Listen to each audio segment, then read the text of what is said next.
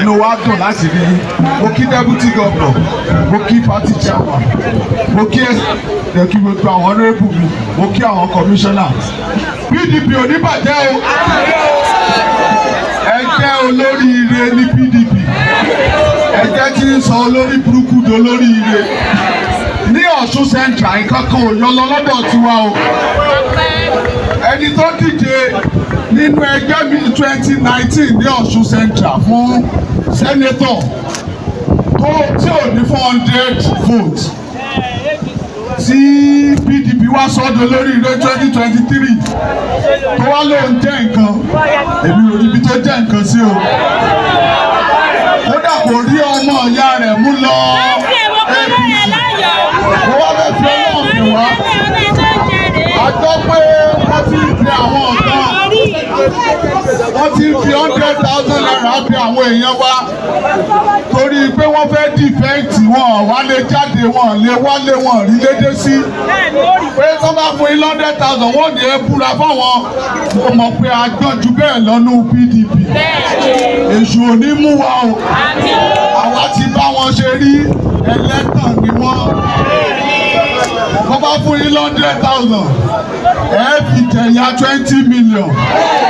ará ọmọ ìyá wọn bí o wọ́n ti sọ fún wa tẹ́lẹ̀ pọ́ ò dá wọ́n ti sọ fún wa tẹ́lẹ̀ pọ́ ò dá wọ́n ní kàn kí wa lẹ́yìn ọ̀fẹ́lú sọ́wọ́ wọ́n ní kàn bẹ́ wà lójú ọ̀dà sẹ́nu ìmọ̀dé wá ṣe bí ẹlẹ́dẹ̀ àbàlúdẹ́ olùbọ̀dẹ̀ ènìyàn oníkù.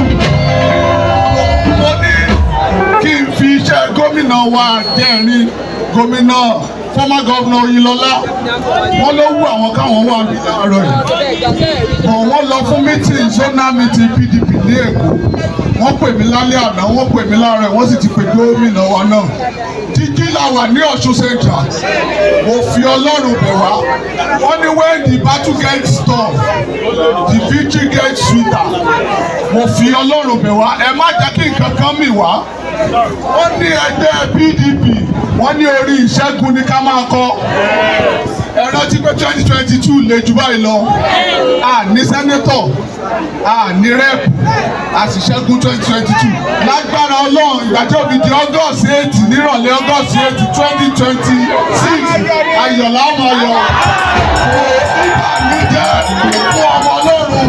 kò sí ìbànújẹ́ ní ẹgbẹ́ PDP